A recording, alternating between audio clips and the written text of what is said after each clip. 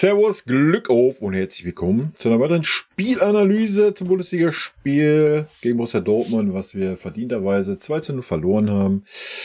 Bevor ich reingehe in meine Spielanalyse, meine Meinung, wie immer der Hinweis, drückt doch gerne den Abonnieren-Button, unterstützt ihr den Kanal und es ist jetzt völlig kostenfrei, Leute. Gut, gehen wir rein. Ich setze schon mal die Brille ab. Ja, bevor wir reingehen, völlig verdient, 2:0 verloren. Ja, völlig verdient. In der, ich glaube, 60., 65., wo die Dortmunder Fans angefangen haben zu singen, zieht den Ball in Lederhosen aus. War natürlich ein bisschen großkotzig bei nur 0:1.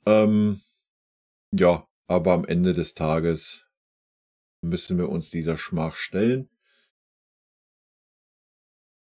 Eigentlich können wir es heute abhandeln mit Katastrophe. Ja? Eine absolute Katastrophe. Das war unterirdisch schlecht. Also erstmal muss ich sagen, das war eins der schlechtesten Spiele, die ich jemals gesehen habe zwischen Bayern und Dortmund. Eins der emotionslosesten Spiele, die ich jemals gesehen habe von unserer Mannschaft gegen Dortmund. Wahrscheinlich das emotionsloseste Spiel. Man hatte ganz kurz mal in der ersten Halbzeit so 5 Minuten kam ein bisschen Emotion rein, wo Musiala kaputt getreten wurde. Ja, das können wir auch mal gleich sagen, wo natürlich wieder ein Fahrer gar nichts sieht oder nicht eingreifen darf, was auch immer. Gehen wir gleich nochmal ein bisschen drauf ein. Da gab es dann mal ein bisschen Emotion, auch mit Hummels seinen Kung-Fu-Tritt, den, ja, wäre er hingegangen, dann hätte es ganz, ganz übel ausgesehen. Aber ansonsten auch zweite Halbzeit. Es haben sämtliche Emotionen gefehlt von unserer Seite. Es war eine katastrophale Leistung. I don't know. Ich persönlich kann es mir nicht erklären. Aufgrund dieser Leistung, die wir jetzt wieder gesehen, was wieder ein Rückfall war in ganz, ganz schwierige Zeiten. Ohne Scheiß spielen wir so in der Champions League. Alter, wie scheiden sang und klanglos im Hinspiel aus. Arsenal wird uns zerfetzen, Alter. Ja. Das ist eine absolute Katastrophe gewesen, was wir heute geliefert haben. Wirklich eine absolute Katastrophe. Ich bin schockiert. Ich bin absolut schockiert. Ich finde auch keine Worte dafür. Ja, ich kann es auch nicht mehr finden. Du kannst durchgehen, durch die Bank. Ja. Ich mach gleich eine Benotung. Ich versuche es mal, aber rein theoretisch kannst du sagen, zwischen 5 und 6 kannst du wechseln, außer Kimmich. Kimmich war heute der einzige, gerade erste Halbzeit, der wirklich stark war. Auch zweite Halbzeit, der hinten noch gut war. Warum Tuchel ihn dann weggezogen hat und in die Mitte gestellt hat, was wieder völliger sinnfrei war in meinen Augen, sei mal dahingestellt. Kimmich ist der Einzige, den ich heute rausnehmen würde. Kimmich war der Einzige, der sich dagegen gestemmt hat. Für mich hat er heute einen Führungsspieler verkörpert, hat sich dagegen gestemmt, hat versucht, hat gemacht, getan. Alle anderen kannst du in einen Sack stecken und draufkloppen. Du triffst immer den richtigen. Immer. Es gibt keinerlei Ausnahme heute. Ja, wir können das in Nuancen ein bisschen abstufen. Das werde ich gleich mal versuchen zu machen. Mannschaftlich Katastrophe. Katastrophe. Vorne, wie gehabt, derjenige, der den Ball hat, die ärmste Sau auf dem Feld. Keinerlei Bewegung ohne Ball. Alles steht, alles wartet, guckt sich an, was passiert. Aber noch viel schlimmer, was ich diese Saison noch nie gesehen habe. Das erste Mal in diesem Spiel, was wir diese Saison gesehen haben. Wir haben den Gegner komplett spielen lassen. Komplett. Komplett spielen lassen. Wir haben keinen Druck gemacht. Null. Ich kann mich an eine Szene erinnern. 30., 35. Minute. Dortmund-Spieler hat den Ball bei uns am 16er, rechte Seite, von sich Seite. Hat den Ball. Da steht ein Bayerner, da steht ein Bayerner, da steht ein Bayerner, da steht ein Bayerner. Er hat den Ball, er kann den Ball, er stoppt den Ball, steht auf dem Ball, läuft mit dem Ball den ganzen 16er entlang, ohne überhaupt in einen Zweikampf verwickelt zu werden. Generell. Wir sind in keinen Zweikampf gegangen. Ja, wir haben nur zugeschaut bei uns in der eigenen Hälfte. Gerade um 16 herum. Wir haben nur zugeschaut. Keiner ist in irgendeinen Zweikampf gegangen. Ohne Scheiß, eine Mannschaft mit einem richtigen Stürmer, ja, Die hätten uns heute in der ersten Halbzeit 3 bis 5 oder 6 eingeschenkt. Wir haben nur zugeguckt. Nur zugeguckt. Ja. Es war nicht so, dass Dortmund jetzt bärenstark war, vor Selbstvertrauen gestrotzt hat oder sonst was. Nee, wir waren einfach so katastrophal schlecht. Wir waren schlecht. Es ging nichts, kein Ruck. Nach 0-1 gegen Dortmund, Junge, da muss bam, bam, bam. Weißt du? Gar nichts. Null. Wir haben den gleichen Trott weitergespielt. Scheißegal, ist uns egal, bla, bla, bla. Wie gesagt, hätte Dortmund ein bisschen Gas gegeben, die hätten uns noch 2-3 eingeschenkt in der ersten Halbzeit. Ja. Katastrophe. Katastrophe, Leute. Wir haben nichts, keinen Zugriff, keinen Bock gehabt. Der einzige war Kimmich. Jeder Ball, der auf die rechte Bahn ging, wovon sie war, jeder Ball wurde entweder nach innen geflankt oder man ist einfach am Fonsi vorbei, marschiert in den Strafraum rein. Katastrophe. Wirklich Katastrophe. Nicht einmal habe ich eine Szene gesehen, dass über die Seite irgendwie ein Angriff unterbunden wurde. Alles ging rein. Katastrophe, Leute. Absolute Katastrophe. Ich finde eigentlich keine Worte für diese Leistung. Ne? Nochmal Glückwunsch an Dortmund, verdient gewonnen. Was hat Dortmund gemacht? Dortmund stand 85 Minuten hinten drin. Ja, wir haben keinerlei Ideen gehabt, wie schon die ganze Saison über. Ja, also Dortmund hat genau die richtige Taktik gewählt, haben das Tor gemacht und dann ab, zack, hinten zugemauert, fertig. So, wir keinerlei Bewegung, keinerlei Speed ins Spiel gekriegt, keinerlei Ideen, keinerlei Änderung vom Trainer. Drauf geschissen, saß auf der Bank mit seinem Co-Trainer, musste sich das Lachen verkneifen. Alter, zum Kotzen. Ja. Hätte ich irgendwas, nur ein Fissel in diesem Verein zu sagen, wäre der Tuchel direkt nach dem Spiel, welcher in die Kabine gegangen hat, gesagt, Thomas, alles gut. Komm, fahr im Urlaub, wir beenden die Saison ohne dich. Ja, Katastrophe. Mir kann kein Mensch mehr erzählen, dass der Tuchel nur ansatzweise diese Mannschaft erreicht. Ja, dann wurde mal für Tuchel-Verhältnisse einigermaßen früh gewechselt. Positionswechsel. 1:1 Positionswechsel. Was soll das bringen? Was soll das bringen? Ja. Man sieht doch, dass es 60 Minuten nichts gebracht hat. Wir haben die Dortmunder noch nicht mal zum Schwitzen gebracht. Ja, wir hatten gut durch Harry Kane 2 Kopfballdinger, gar keine Frage. Ansonsten mal kurz zu Dortmund. Mats Hummels hat ein mega gutes Spiel gemacht. Ja, das muss ich auch ganz kurz sagen. Aber es ist doch nicht so, dass wir mal irgendwelche super klaren Chancen erspielt haben. Ja? Sané wieder, erste Halbzeit. Katastrophe. Katastrophe. Müllers Ballverlust an der Stelle, der zum Tor geführt hat. Ja, brauchen wir sich ja Müller aufhängen. Conny Leimer richtig schlecht bei dem Tor. Ja, hat zweimal die Chance gehabt, in den Zweikampf zu kommen. Zweimal absolut keinen Zugriff gehabt. Katastrophe. Absolute Katastrophe, Leute. Dann wechseln wir aus.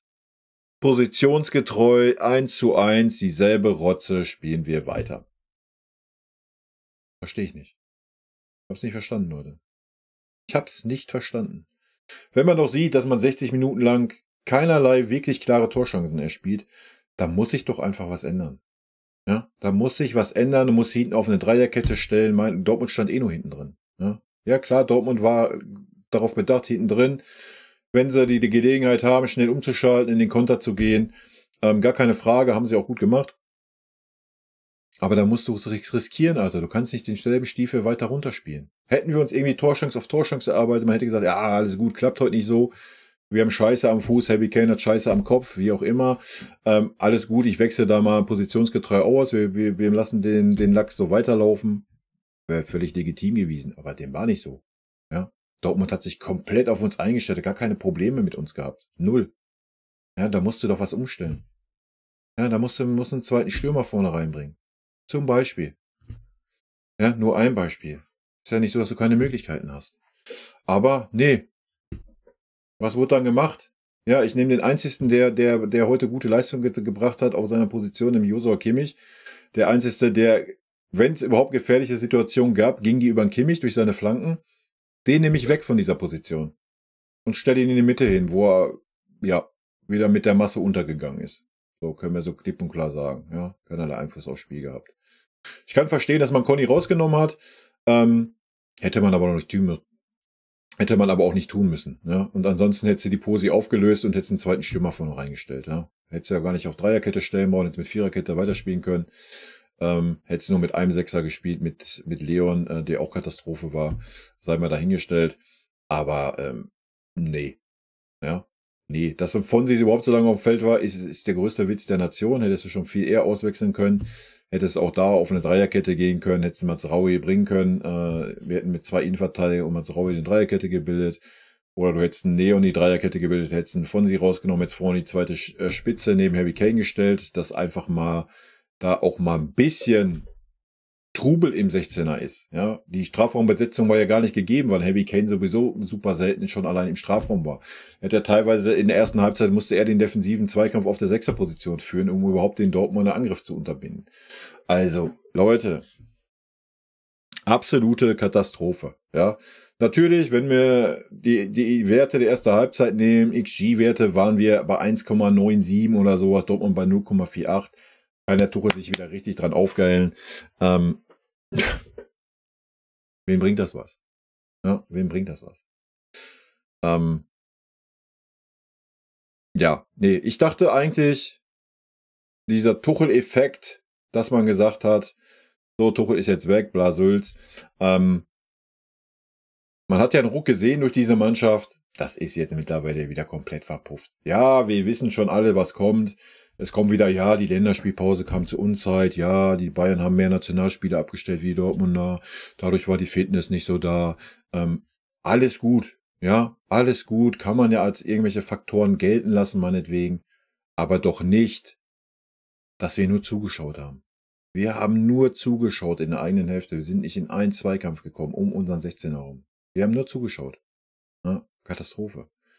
Man hat nie das Gefühl gehabt, dass man der eine oder andere für den anderen gearbeitet hat oder dass der eine den anderen was gegönnt hat in dieser Mannschaft. Nein, sie hätten Musiala schon völlig abgehoben, Alter. Nach zweimal, wo er nicht einen vernünftigen Ball gekriegt hat, hat er angefangen, die Diva Leroy Sané nachzuspielen, Alter, und hat rumgehüpft wie ein kleines Kind, hat rumgeweint. Alter, ja, es wird Zeit, dass es knallt in diesem Verein. Ja, dass die Spieler mal wieder in ihre Schranken gewiesen werden. Und dass sie endlich mal wieder verpflichtet werden, für den Verein zu liefern. Ja. Leute, das war gegen Dortmund. Ja, für uns geht's um nichts mehr. Ja. Aber gegen Dortmund, nur zu 2 zu Hause zu verlieren. Gegen eine Dortmunder Mannschaft, die noch nicht mal bärenstark war. Ja, das müssen wir auch mal ganz klar sagen. Ja. Man hat ja dann gesehen, wie der Terzic noch die Hosen voll hatte, obwohl noch 5 Minuten zu spielen war und das Tor zurückgenommen wurde. Also, nein, kannst du nicht bringen, so eine Leistung wie heute. Es ist unerklärlich, Leute. Es ist unerklärlich und es passt zur Saison, ja, ist alles gut. Ich habe es auch in den Kommentare geschrieben, wo so ein Dortmunder meinte, hoffentlich gibt es nur 1:3.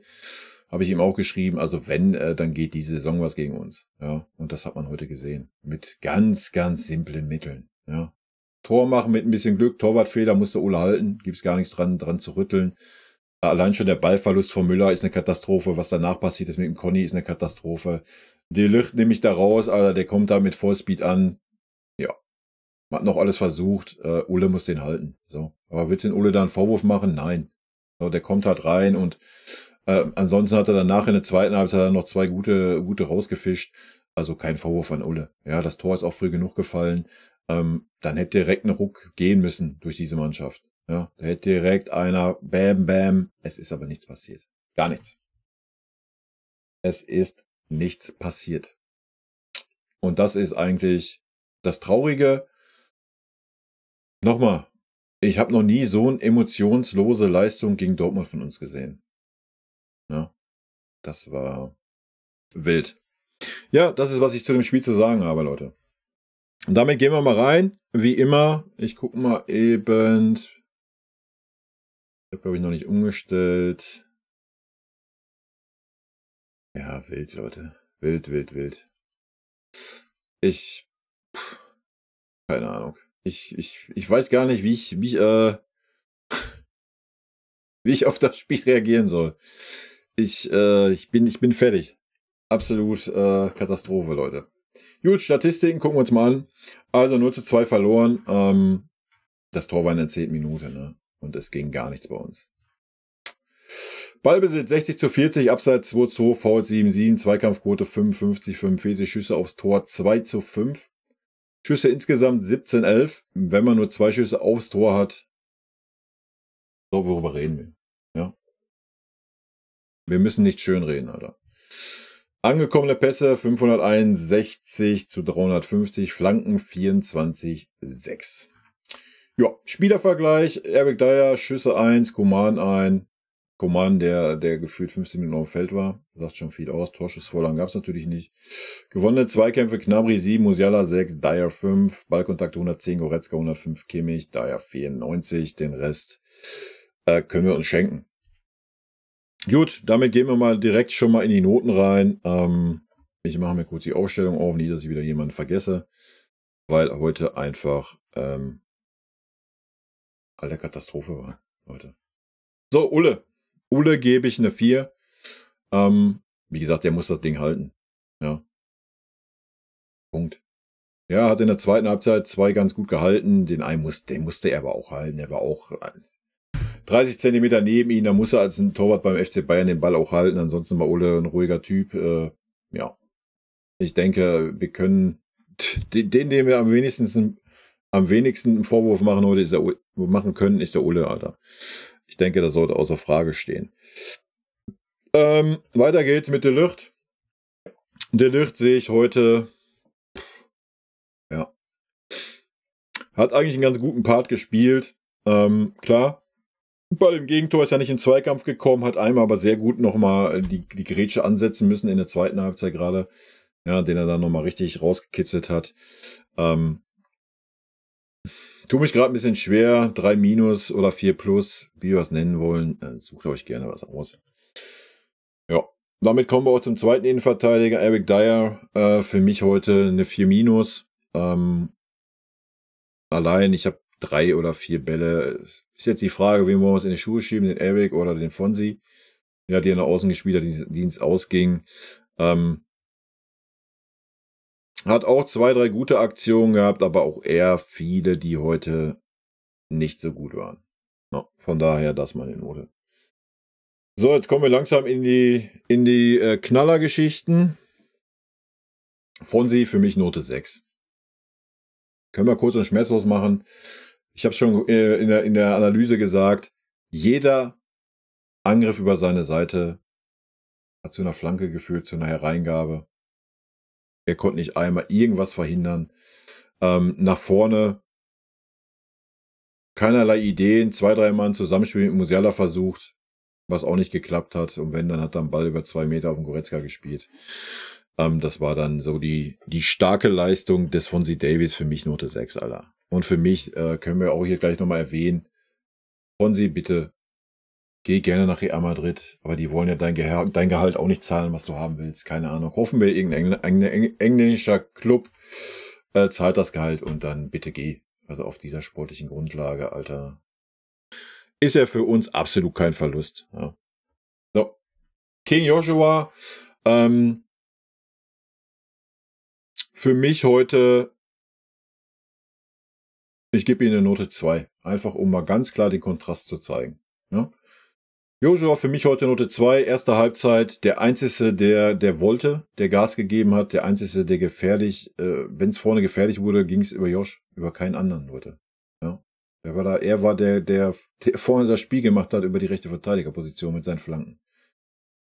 Alles andere war komplett ungefährlich vorne. Also das andere vorne kommen wir gleich zu den Noten. Für mich, Joshua heute Note 2, hat 1, 2 Mal hinten ein bisschen Probleme gehabt, lag aber einfach daran, dass ein Sané wieder stehen geblieben ist. Ja, das war heute wieder so, ja, komm, ich zieh mal an, ich gehe dann rein in den Zweig. Ach, nee, habe ich nicht geschafft, jetzt bleibe ich stehen. Kann ich mich an 3, 4 Szenen erinnern, legendär. Ansonsten Kimmich, zweite Halbzeit, hat er sehr gut die Seite dicht gemacht, ja. Da hat man gesehen, was man tun muss, damit man mal Flanken verhindert, auch wenn der Gegner schon durch ist und so weiter. Kimmich für mich ein gutes Spiel gemacht, Note 2. Punkt. So, damit kommen wir zu Musiala. Musiala für mich Note 5. Warum nur Note 5, keine Note 6? Weil ihm richtig derbe in der 30 Minuten auf die Achillesferse getreten wurde, wofür es noch nicht mal einen Freistoß gab. Ja, Es gab noch nicht mal einen verfickten Freistoß dafür. Nichts, keine gelbe Karte. Das war eigentlich schon eine rote Karte für mich. Ja. Erstens, das war nicht der Spieler, der in dem Zweikampf mit um den Ball war. Das war ein zusätzlicher Spieler, der ihm mit der offenen Sohle von hinten in die Achillesferse tritt. Nochmal, wofür haben wir den VAR bitte? Wofür gibt es diesen Mann? Wir müssen jetzt nicht darüber reden, wir müssen da rot fordern. Ist mir am Ende des Tages egal. Ja, für mich war es eine rote Karte, für mich persönlich. Aber da muss ein VR einschreiten und muss sagen, pass mal auf, das hast du falsch gesehen. Ja, guck dir das an, da muss der Gelb kriegen und ein Freistoß für uns muss kommen. Das ist das Wenigste. Ja, mit einer ganz klaren Ansage, Junge, machst du noch nur einen kleinen Zupfer in diesem Spiel, dann fliegst du direkt runter. Es ist nichts passiert. Es wurde noch nicht mal ein Freistoß gepfiffen. Absolute Katastrophe. Und da kann mir kein Mensch erzählen, dass das nicht eine Fehlentscheidung ist. Wild. Wirklich absolut wild. Schiedsrichter war natürlich mal wieder, also sagen wir es mal human. Der Schiedsrichter war auf jeden Fall kein Heimschiedsrichter, aber das können wir festhalten. Von daher, ab da war Musiala schon gehemmt, hat man auch gesehen. Aber auch vorher schon. Ja, er wollte heute irgendwie, ich weiß nicht, er hat gedacht, so ich fliege auf Wolke 7 und fliege einfach weiter und wurde dann auf den Boden der Realität zurückgeholt von der Mannschaft, die hinten einfach komplett dicht gemacht hat. Ich habe es auch nicht verstanden, warum wir immer wieder so ein verfickter, sorry für den Ausdruck, Leroy Sané oder auch Musiala oder auch Müller, immer wieder haben sie versucht, durch die Mitte zu spielen, wo alles komplett dicht war. Komplett. Es war gar kein Problem für Dortmund, die Bälle da wegzumachen. Ja, es wurde nur gefährlich, wenn der Ball nach rechts raus auf dem Josua ging. Das war das Einzige, wo uns gefährlich wurde. Also ich habe es nicht verstanden. Das ist nochmal Katastrophe, dass da kein Trainer einschreitet. Also ganz wild. Gut, weiter, Müller. Müller, Note 6. Punkt. Kann ich gerne ausführen. Ballverlust, der zum Gegentor geführt hat. Ansonsten vorne komplett sinnlos, wirkungslos. Keinerlei Spielidee, nichts. Katastrophe. Ja. Auch vorne. Wir haben die Dortmunder spielen lassen. Wir haben die Dortmunder nicht gepresst. Und in keiner Phase oder auf keiner Position im Spielfeld haben wir auch nur einmal die Dortmunder gepresst. Wir haben sie immer machen lassen. Wir haben zugeguckt. Wir haben die Räume ein bisschen zugestellt, haben wir versucht. Ja, das ist alles, was wir getan haben. Katastrophe. So. Leroy Sané. Heute Note 10. Ich weiß nicht, mit welcher Berechtigung dieser Typ bei uns spielt. Seit Monaten. Ich weiß es nicht. Katastrophe. Ja, er hat eine gute Szene gehabt, wo er dann geschossen hat. Hab ich schon direkt gesagt zu Mara, alles gut. Geht sowieso nichts. Wie soll der Typ irgendwie, wie soll der gefährlich werden? Ja? Der ist seit Monaten außer Form. Katastrophe. Katastrophe. Kann mich nur wiederholen. So, weiter geht's. Conny Leimer. Ich suche ihn raus. Wartet. Conny Leimer, Note 5. Warum keine 6? Weil er ein paar gute Balleroberungen hatte. Hat aber auch beim 1:0 katastrophale Zweikämpfe geführt. War teilweise dann, was das Problem war, ob wir ihn das jetzt anheften wollen oder nicht, ich nehme es in meiner Benotung mit rein. Er war dann der alleine versucht hat, das Pressing zu spielen. Der war der Einzige, der versucht hat, ein Pressing zu spielen. Der Einzigste auf dem ganzen Spielfeld. Ja, und dass das natürlich aussichtslos ist, klar, oder? So, nächster Kandidat, Leon Goretzka. Note 5,5. Sehe ich zwischen 5 und 6. Er hat sich vom Adeyemi im Zweikampf körperlich verarschen lassen. Ja? Hat er kein Land gesehen. Adeyemi. Das beschreibt eigentlich Leons Leistung am besten. Keinerlei Einfluss nach vorne, keinerlei Einfluss nach hinten. Das Spiel super lahmarschig gemacht, nur Querpässe, nur nach hinten gespielt. Ich weiß nicht, mit welcher Berechtigung der Leon gerne sagen möchte, ach ja, ich bin deutscher Nationalspieler. Nein. Er hat heute wieder einmal bewiesen, nach Nagelsmann-Entscheidung, das zweite Spiel, A, er ist kein Anführer, B, er hat nicht die Qualität, mal mehr wie 2,5 gute Spiele am Stück zu bringen. Gerade, er hat nicht die Qualität, in so einem wichtigen Spiel voranzugehen, weil er doch so eine große Führungspersönlichkeit ist. Gar nichts heute. Gar nichts, komplett abgetaucht, der Mensch. Katastrophe. So, damit sind wir schon beim letzten, wa? Sind wir schon beim Harry Kane angekommen? Ist ja wild. Harry Kane Note 6, Leute. Da müssen wir heute auch nichts beschönigen. Knallhart. Hat 2 gute Kopfballchancen gehabt, wo er die erste muss er machen, die zweite musst du auf jeden Fall mal Richtung Tor bekommen. Hat man auch gesehen, hat sich selber darüber aufgeregt. Auch da völlig verständlich. Ich habe es bei meinem Taktikfuchs gesagt, Leute. Es macht keinen Sinn, den Mann gegen Dortmund spielen zu lassen. Es macht keinen Sinn, aus meiner Sicht. Und genauso war es. Es hat keinen Sinn gemacht. Man hat gesehen, dass er keine Form hat. Er war noch bemüht, ja. Normal könnte man ihm eine Note 5 geben. Ich habe es ja vorhin gesagt, er hat auf der 6er-Position einen Dortmunder Angriff weggearbeitet. Ja. Da war er der Einzige von den Offensiven, der so mit nach hinten gearbeitet hat. Von daher revidiere ich meine Note 6 und gebe ihm eine Note 5. Aber am Ende des Tages wird ein Stürmer an Toren gemessen, an Offensivaktionen, die waren heute nicht gegeben. Ja. Die 2 Szenen, die er hatte, bei der letzten Szene, das Abseitstor, ob das wirklich Abseits war, I don't know. Man hat nur ein Standbild gesehen, wo man nicht gesehen hat, wann der Ball gespielt wurde. Man hat wieder 5 Minuten gewartet, bis das entschieden wurde. Sage ich nichts mehr zu, ist auch egal, diese Saison, drauf geschissen. Sollen sie sich alle gönnen beim DFB. Ganz wild alles. Ich weiß auch gar nicht, warum ich Harry Kane schon wieder so schnell ausgeblendet hatte. Ist ja auch frech von mir, ne? Also wirklich. Also Harry Kane, 5. Gut. Gucken wir uns die Auswechselspieler noch an. Da sagen wir natürlich auch ein paar Worte zu, angefangen mit dem Serge.